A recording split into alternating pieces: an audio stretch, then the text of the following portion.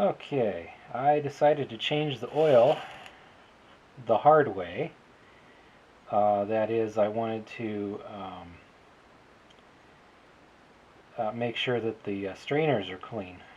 Unfortunately, I couldn't get the round strainer out. I don't know why. It's just really stuck.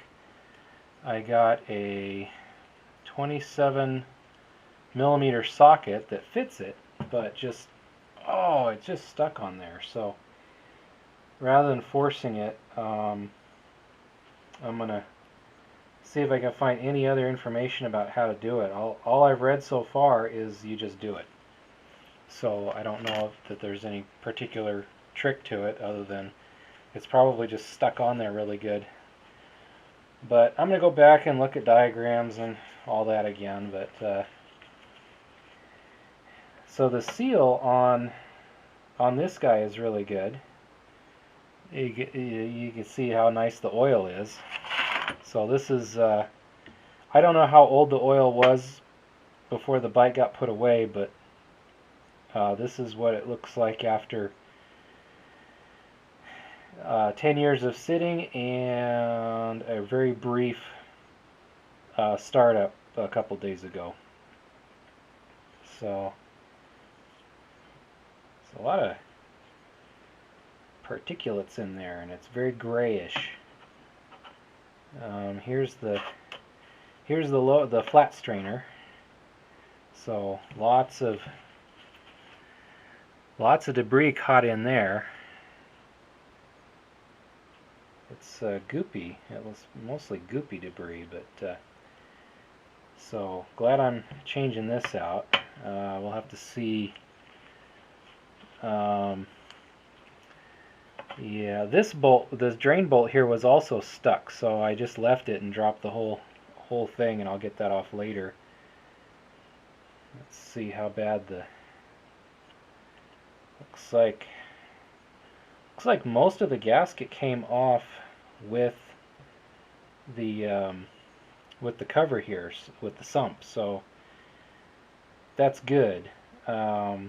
So I have to clean up underneath and take off any gasket material that might be there. It looks like there might be a little bit from here that's stuck on there, but I'll have to get under there and clean it up and double check it and make sure it's nice clean surface. But yeah, lots more goo.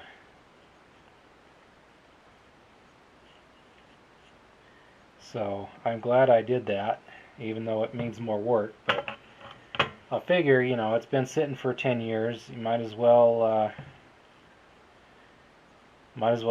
you know, make sure that the oil system is nice and clean, right? So I still want to get that cylindrical strainer out, but yeah, it's not so easy. But yeah, and then one thing I noted is the top two fasteners for the for the oil cover are longer than the bottom one.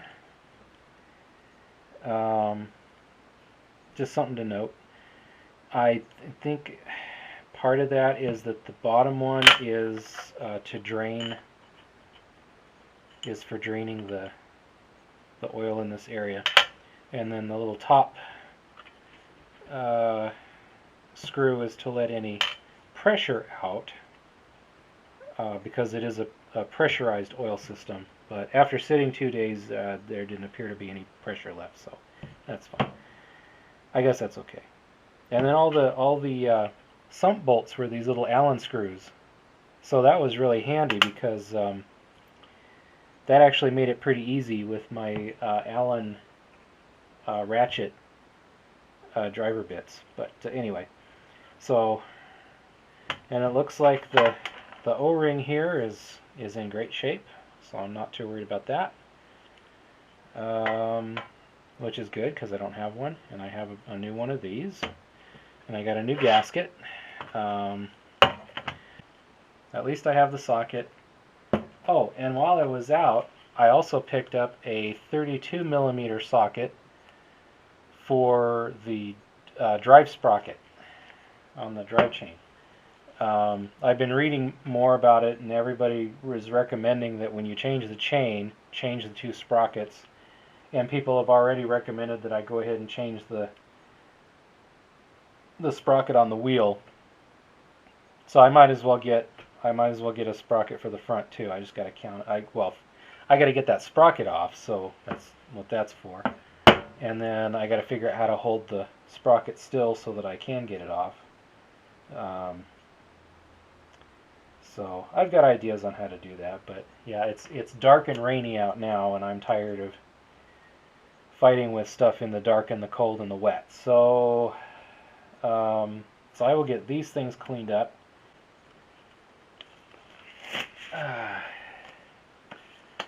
In other news, I've got a nice coating of JB Weld around my reservoir here, and letting that set up. It's still sticky. I may need to put another layer on, but I got a good start. It looks like I'm going to use up the rest of my JB Weld, but that's okay. It's starting to get old. So yeah, all that paint is starting to peel off the container. So yeah, it's getting old. Okay, well, I've been out of sorts for a week, so I haven't done anything with the motorcycle. But I did get new handlebar grips. I've got this one over the throttle, and so just need to put that one over the actual handlebar, and we'll be good to go there. Those came from Revzilla. So about the exhaust, now you can see where the chrome is gone and it's just steel, right? And then this darker, shinier stuff is still chrome that's hanging around. And in order to paint this, I think I need to get all that chrome off. It's just this side. There's no point in preserving it because it's got like a million little spots where the rust has poked through, so it's ruined anyway, so I might as well get it all uniform. However, my wire wheel is not quite up to the task, nor is just my arm and a piece of sandpaper. So I went looking through my stash, and I found an angle grinder that I bought like a year ago and never opened up. So my first angle grinder. They look so useful on YouTube. I went ahead and got one. And then I never used it. So let's see. So we got a little spanner for oh, okay, I see. Whatever it is goes here, and then the spanner goes, or the top goes on, and then you lock it. Okay. And then we've got, oh, two different holes for lefties and righties, I guess, huh? So I'll need to read the instructions so I don't hurt myself, but yeah, nice. Okay, well, it's been another few days, but let's see. I got some electroplating done. So here's the old nasty rusty throttle stop and spring off the carburetor. So that cleaned up and plated nice. This guy was stainless steel. I didn't do anything with him except wire brush him a little bit. So he's just, I didn't try plating him. but the two washers that go with him, I did. And yeah, they didn't turn out great, but oh well. But that goes on the muffler to hold the baffle in place. So that's ready to go back on. This guy, these bits fell off the back. They make they attach the arm to the brake that goes from the brake cover to the frame, so it doesn't spin when you apply the brake. This is what holds it to the brake, and that fell off the other day, and it was all rusty, and I thought, oh, I'll plate it. So, you know, they turned out pretty good. I didn't polish them or anything, and you can totally see where all the pitting still is, but you know, the goal isn't to make it all shiny. It's just, you know, make it so it hopefully doesn't get much worse, or at least it takes a while. Let's see. I did some hammering on this guy right here. That was all bent in, so I bent it back out. Not perfect, but you know, it'll do. And since all these plates still have paint on them, all I did was clean them up. I didn't do anything else with them. But the thing that's really exciting is my front brake piston finally came in the mail. Yay! So this is stainless. I spent 10 extra bucks for a stainless steel guy, and it turns out when you order the stainless steel, they don't make it till you order it. So I had to wait for the manufacturer to actually machine this, and then they sent it to me. So it's like, yay! I finally got it. Finally, so I can reassemble the brake when I'm ready to and get that on the bike. At least enough on the bike that I can start putting other things over it and not have to take them back off again. So the next thing I think is, oh, I got a little flappy disc for my angle grinder, and finally got all the chrome off of this guy, and then I've been sanding him up, trying to make him somewhat smoothish. Yeah, you can see I've been working on getting the rust off back here, but I'm about ready to prime it.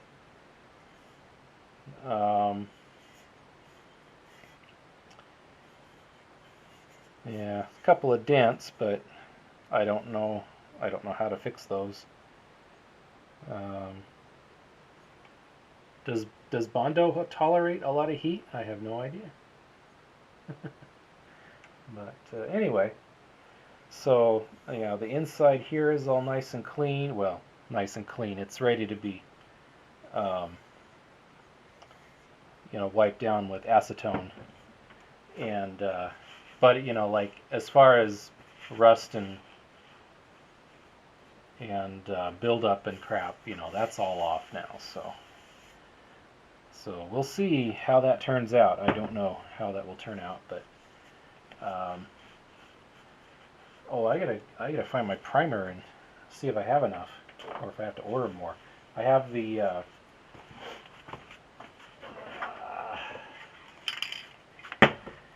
I have high temperature clear, and I have high temperature aluminum, which I guess is about as close to metal color as you're gonna get. So we'll see what happens. And then I got some primer somewhere. I'm gonna go find it. Anyway, that's all I got for the moment. Here's something I probably should have done ages ago. So I washed this. I cleaned it so many times to get it even this clean. And I decided to let it dry for a while before applying the oil. So that was in June, I think, and it's now November. So I guess it's been long enough.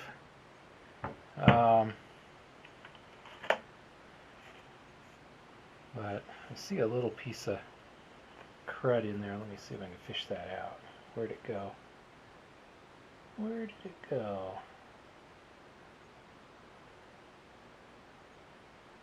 Maybe it fell out. Nope, there it is. Right there. Now it'll fall out. Yeah, there we go. Okay.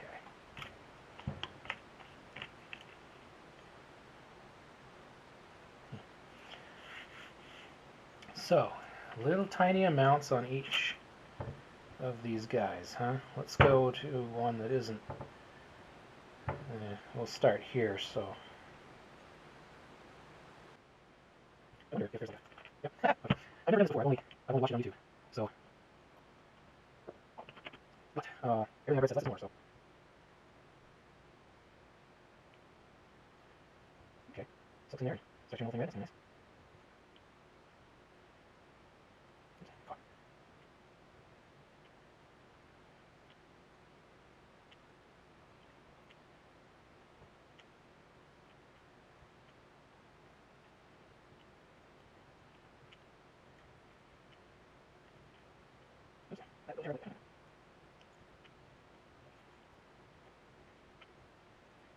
I thought I was trying to straighten these out, but I'm afraid to make it worse. That should work okay. I just started cleaning out, but it's already clean.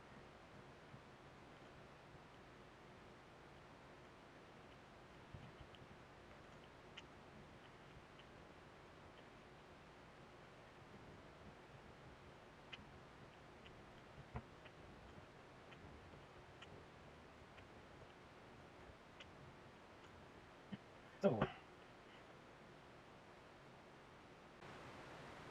kind of wondering if I didn't use enough. It's still white in the little troughs, but it also says give it a few minutes to diffuse.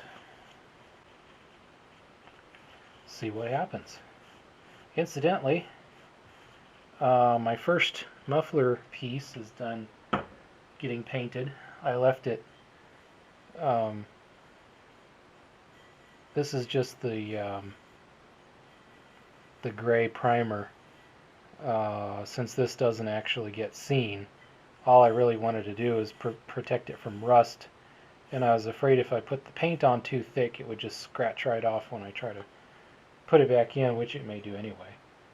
But I think it did alright.